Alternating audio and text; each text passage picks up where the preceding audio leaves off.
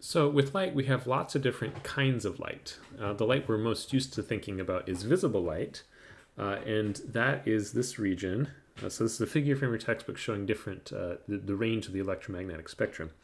Visible light is a pretty small range. So it's here, it's in the sort of nanometer scale in terms of wavelength, so 10 to the minus ninth meters. And in the grand scheme of things, is not very much that we can actually see with our eyes. But that's what we think of as light. But light extends either direction to higher and lower energy. So on this plot, the wavelength is increasing this way, which means that the energy is decreasing. So again, increase in wavelength means decrease in energy, whereas the frequency is decreasing, which corresponds with the energy because E equals h nu, right? So they're directly proportional to each other. All right, and then within the visible spectrum, we go from highest energy is violet light, and then we go across the rainbow down to red light, which is our lowest energy light. Now, there are different parts of the electromagnetic spectrum. So we have the visible spectrum, and the visible as well as ultraviolet.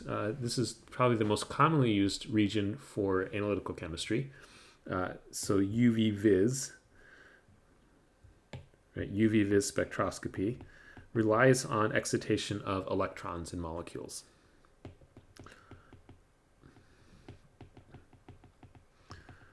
So we're looking at electrons being promoted from one orbital to another inside of a molecule or inside of an atom. And that's typically what we're looking at when we're looking at UV visible spectroscopy, which is, again, a very common technique in analytical chemistry.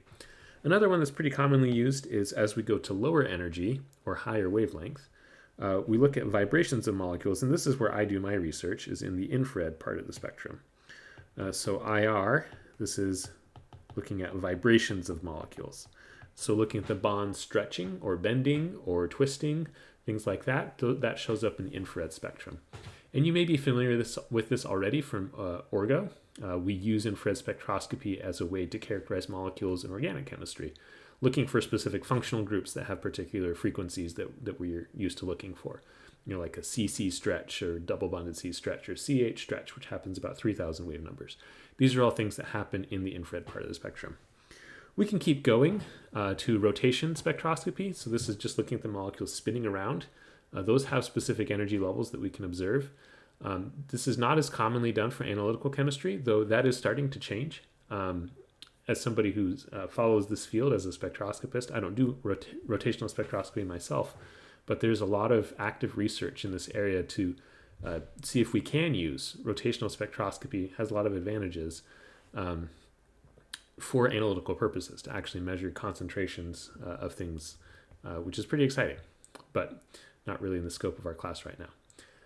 As we go, and you can keep going further down in energy, get down to radio waves, and this isn't explicitly listed here, but this is sort of where NMR, as you keep going to lower and lower energy, that's where NMR spectroscopy shows up. As we go to higher energy from visible, we get to ultraviolet, which is we're still looking at electronic excitations. And as we keep going up in energy, so as we go to the left here, we reach X-rays and then gamma rays. And this is sufficiently high energy that we see bonds starting to be broken by the light being absorbed. And that's what makes these dangerous for us as people, right? We know it's not good for our skin to have too much ultraviolet light. And that's because that can cause bonds to break inside of the biomolecules inside of our skin. As we keep going to higher energy, that gets worse. So, X-rays, when you go and get an X-ray, in the hospital or whatever, you have to wear a special, vest or whatever to protect the rest of your body, aside from the part that needs to be imaged if you broke a bone or something like that. So that's a brief overview of the electromagnetic spectrum. In the next video, we'll do a quick calculation showing how we can use some of these equations relating frequency and wavelength and energy to understand what's going on with a particular type of transition that we're observing.